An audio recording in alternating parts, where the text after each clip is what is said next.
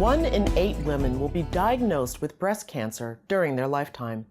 And while we know some of the reasons for the disease, the genetic causes have not been very clear until now. According to 2 studies recently published in the journals Nature and Nature Genetics, researchers from around the world have discovered 72 previously unknown gene mutations that lead to the development of breast cancer.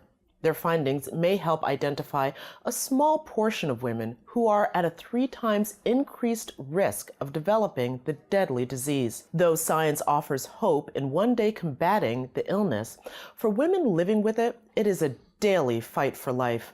And unless you are a survivor, there are simply some things about breast cancer that you can't know or understand. Former Good Morning America host Joan Lunden was diagnosed in 2014 and has since taken the forefront in the fight against cancer.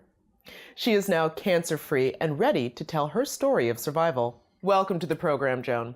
It's my pleasure to be with you. Oh, well, it's an honor to have you here. So, of course, we are huge fans, and so many people have followed your story from when you first got your diagnosis. But I want you to take me back to that moment. What went through your mind when you first heard those 2 words? You know, I had done so many interviews over the years with breast cancer experts, and I knew that statistic, 1 in 8 women will be diagnosed with breast cancer at some time during their lifetime. I just didn't think I'd be the 1 in 8 because I didn't have it in my family history. So to be very honest, I just was kind of nonchalant about it. I don't think I ever ingested the information from all the different cancer experts that I interviewed in a personal way, like that it was really going to affect me. So I was pretty shocked when I heard those words. And by the way, I had a clean 3D mammogram that day. Wow. And then I walked across the hall and had an ultrasound and heard those words, "You have cancer." So right from the outset, I felt this compelling need to go out and educate women and let them hear my story so that they knew that they need to find out if they have very dense breast. And you can't tell it just by, feeling your breast. It's something that you find out in a mammogram. Uh-huh. So I've just kind of been out on the speaking trail for the last 3 years, ever since I was diagnosed, trying to help empower women with information. And that's how At Home with Joan came about, which is, a kind of a closed community where people can come in, they can educate themselves, they can soak up the information. And I believe that if we share our stories, that other people learn. So I interviewed a lot of people, and those interviews live on the website, and as well as, of course, interviews with oncologists and oncology nurses. Of course. And that seems like something that's really, really crucial for patients to be able to have a place where they can go to learn all the questions they need to be asking and all of the different kinds of therapies that they can get. Why is it so important for people to be able to be their own advocate?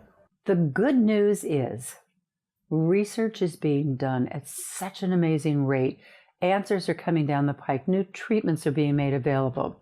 But what it means is that if you get this diagnosis, or you're kind of helping someone who just got this diagnosis, you need to get a couple opinions. You need to educate yourself. You need to learn more about your specific disease. In breast cancer for women, it's very complex because it's not just one disease.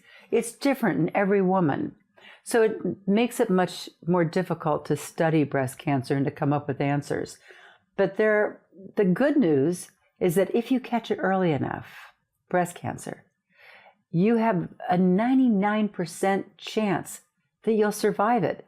That's amazing news for women today. And I hope they hear that, so that many women don't want to go get a mammogram because they're afraid of the answer. But what you should be afraid of is afraid of dying. I mean, to me, knowledge empowers us. Certainly in the health field, knowledge really empowers us. Do you feel at all as though the conversation around breast cancer seems to be changing? We've seen some very prominent young women come out and talk about getting tested for the breast cancer gene. A lot of people being very open on social media about their journeys through treatment. Do you feel as though that's helping with people who are dealing with this? Absolutely. It used to be that nobody talked about this. It actually used to be that doctors sometimes wouldn't even tell a woman that she had breast cancer, wouldn't want her to have to live with the anxiety. There was nothing they could really do about it anyway. And oftentimes women would live with this shame because it was something that was wrong with your breasts. And it's, it affects your femininity and your sensibility of yourself. Thank goodness that times have changed. And today it is okay to talk about it. There's an incredible sense of community among breast cancer survivors.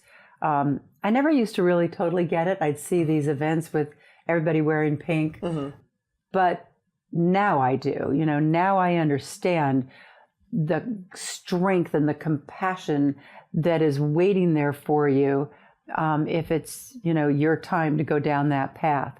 So I'm part of that now. When you find yourself on the other side of a life-threatening disease as a survivor, I think it's kind of a natural instinct to say, okay, you let me survive. Thanks. I'm gonna put my hand out and I'm gonna help the next person through. And that seems to be one of the most challenging things, as I understand it, with any kind of cancer diagnosis, is the daunting gauntlet of what comes next, treatment, second, where do you go, who do you get your opinions from, etc. So having a place where people can go and talk about that sounds so crucially important just for the patient's own mental health. And I think I've kind of been a friend. I've been in people's living rooms for the last several decades. You are a familiar, friendly face. And I think that does play a part in this, though, that they consume information from me in a little bit of a different way, kind of woman to woman, friend to friend.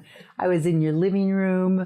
We're kind of almost family. Yeah. And I think that is part of it. And so I'm really passionate about this endeavor of mine to go out and educate, not just women, but anyone dealing with any cancer diagnosis. But the At Home with Joan campaign pulls in storytelling. That's what I've made my living doing, is telling people stories. And so it's very natural that they have me go out and interview people fighting cancer and surviving cancer from all over the United States. So we kind of represent everybody.